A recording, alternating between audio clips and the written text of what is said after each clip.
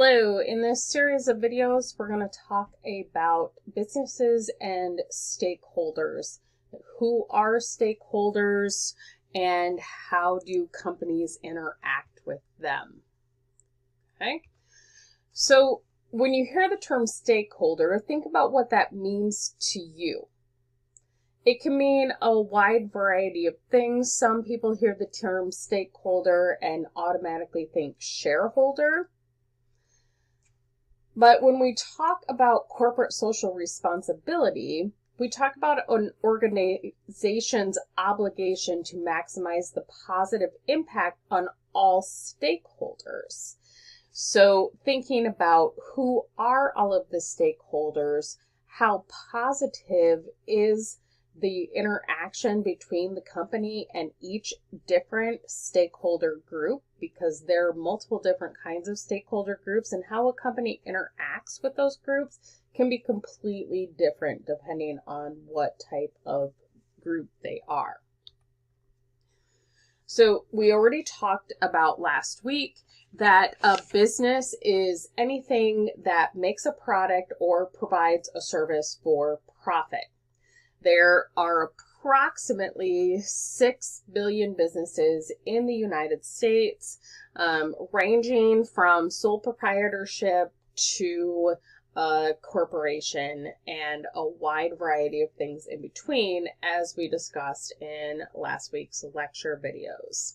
Society is all of the people who live on the planet. Okay, so all humans and the social structures we create together. So when we talk about society, we talk about all people, but also laws, social norms, social organizations, structures within those organizations, and how everything works together. So when we're looking at this in this course, we're looking at what is called general systems theory. And what systems theory really looks at is that nothing exists in isolation. Or you might have heard the term, we don't exist in a vacuum. And what that means is we interact with others, and it is impossible for us to avoid being impacted by other decisions. And then we need to also think about how our decisions impact other people. So we're interwoven together because we're all sharing the same planet. And so we have to think about what is our relationship to ourselves, to our surroundings, to other people. And so we might ask ourselves these questions like, what is the actual purpose of the business? Is it to sell merchandise? Is it to provide a service? Is it a nonprofit entity that is working for a social good? Is the only purpose of a business to make money, and that should be higher than all other purposes? Or we think, to whom or what should a business be responsible? So a business, are they only responsible to themselves and to their ability to create profit? Are they responsible for the people who work with them? Are they responsible for the customers who buy products from them? Are they responsible to the government who sets laws that they have to follow? And so you have to think about, those are all different stakeholders who an organization is interacting with. Shareholders are owners of a business. So these are the people who have monetarily invested in an organization. Shareholders can be at a variety of levels, as we talked about last week. So you can own one share in a company that you paid $20 to $1,000 for, depending on the company, and then you are a partial percentage owner. You can own anything from a fraction of a percent of ownership in a company to 100% of the company. but a shareholder is considered an owner. Owners' interests take precedent over interests of others. So that's generally the shareholder theory. So we're talking about two different theories. In the shareholder theory, this states that the owner's interest should be above everything else. So it's more important to serve the owners than it is to serve the government or to follow the legal system or to take care of your employees or different things. That the only purpose of the firm is profit. Okay? Stakeholders. So the difference between stakeholders and shareholders, as you can already see right now, is that shareholders have an economic tie to the company.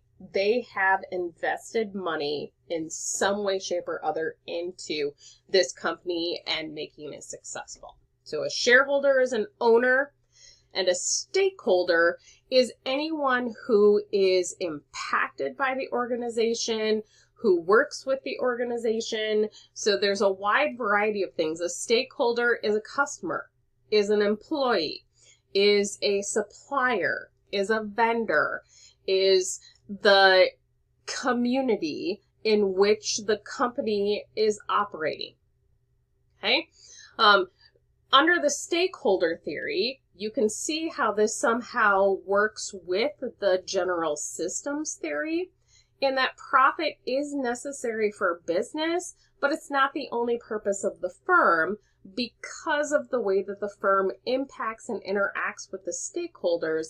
They have a role to be responsible to both shareholders and stakeholders. So society as a whole.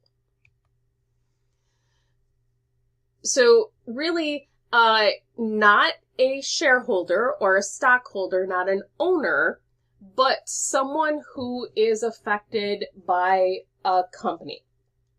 And as I said, this is a variety of different ways. If I purchase a product from a company, I'm their customer. So I have an interest in that company. If I'm injured by that product that I purchased, then I am a potential legal liability. Okay, so relationships change. So we have a wide variety of stakeholders. Two main broad types of stakeholders are market stakeholders and non-market stakeholders. So the market is what we're operating in. So if I'm a service company and I only provide service, say like a auto repair business or a tattoo parlor or a beauty salon. So customers come to me, they pay me for a service. That's the market in which I'm operating in. I'm a service organization. If I'm a retail organization, the market that I'm operating in is sale of goods to customers. We're talking about Target, Walmart, Casey's, Hy-Vee. And the market that I operate in is a retailer market. So there's economic transactions. Money is exchanging hands for goods and services. So the different kinds of stakeholders that I have are customers, shareholders or owners, suppliers, so people who are giving me the goods that I'm selling to other people. So when we talked about the big corporations like Procter & Gamble, Unilever, they're suppliers to companies like Walmart and Target and Hy-Vee. Okay? Non-market stakeholders are those entities that aren't really interacting with the business in an economic way, so they're not buying or selling goods for the service, but they are stakeholders that the company needs to be aware of. So the community in which they operate, The government, because the government sets legal requirements for corporations in a variety of ways that we're going to learn about this entire semester. Everything from how a company can dispose of certain waste products, way back before we started having regulations, garbage was just dumped in the street and left there. And then we started realizing that we couldn't just leave garbage in the street and we needed to start doing something with it. So we started dragging it to certain areas which became landfills or garbage dumps. Now we're starting to realize that landfills are not the greatest idea, and we're trying to find other ways to deal with waste. But that's where the government comes in with different environmental protections, wanting to protect wastewater, wanting to protect water by saying you can't dump chemicals into the river, those kinds of things. So these are groups that are affected by its actions. For example, if a business isn't following regulations about how to dispose of waste, and they're just dumping stuff into the water, that impacts the community that is around the corporate headquarters or the factory by when your water is infested with chemicals, it's not safe to drink. It can make the people around you sick. There are multiple different examples. That one famous example is the example of Erin Brockovich, which is a movie that was made several years ago starring Julia Roberts, based on a true story, a case of a town called Hinckley, where the cancer rate was almost 100%. Almost every single almost every single resident in the town had cancer of some shape. So what happened was a major corporation was damaging the water supply. And the chemicals that they were putting into the water supply was making the community sick. That was the result of the cancer. And the corporation was trying to hide that their treatment of the water was what was causing the cancer, because they didn't want to be financially liable for these people's medical bills and other things. Well, the entire movie centers around a legal case to determine who is liable, and eventually it is determined that the corporation knew all along that they were polluting the water, that they were making these people sick, that they were causing these high cancer rates. They did nothing to stop it. In fact, they found legal documentation stating that the company said, we know this is happening. We have no intention of stopping it. And if anyone asks you if you know this is happening, you should say no, and it's not us that is causing it. So because this internal documentation was found, of course, the corporation was found liable for poisoning the water in this community. Okay, we can see that there are a wide variety of stakeholders. Now we went from market stakeholders to non-market stakeholders to internal and external. Well, internal stakeholders are going to be people who work for the company. Our employees, our managers, supervisors, CEOs, our board of directors, also our shareholders. Here it has them as external, but I would say it's not as clean as being an external, a fully external stakeholder, because shareholders are owners of the company. They get to make decisions about who is the CEO of the company, who are on the board of directors. And so I don't think that the shareholder relationship is a clear internal-external stakeholder relationship.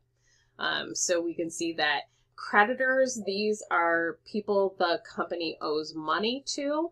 So banks, investment firms, bonds agencies. So bonds are a type of investment that companies can sell to raise money without giving ownership.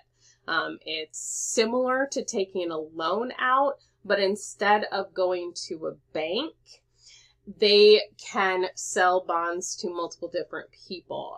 It's sometimes easier for a company to do a bond issue than to go to a bank, especially for very large projects.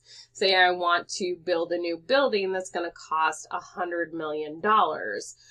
I can go to the bank and take out a loan for $100 million, or maybe the bank doesn't think I'm they don't want to give me $100 million. Or I can sell $1,000 bonds to the general public who are interested in a safe investment.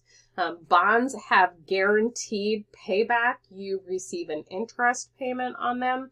So if you buy bonds, you are guaranteed that money back plus interest. They're considered very safe investments versus buying stock in a company or partial ownership in a company where the profit and return on investment are not guaranteed. It can be a lot more volatile and is really dependent on the company's performance.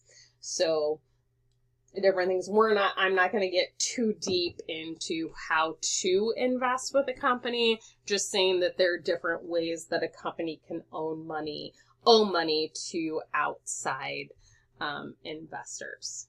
Okay, we will continue our discussion of stakeholders and stakeholder relationships in the next video.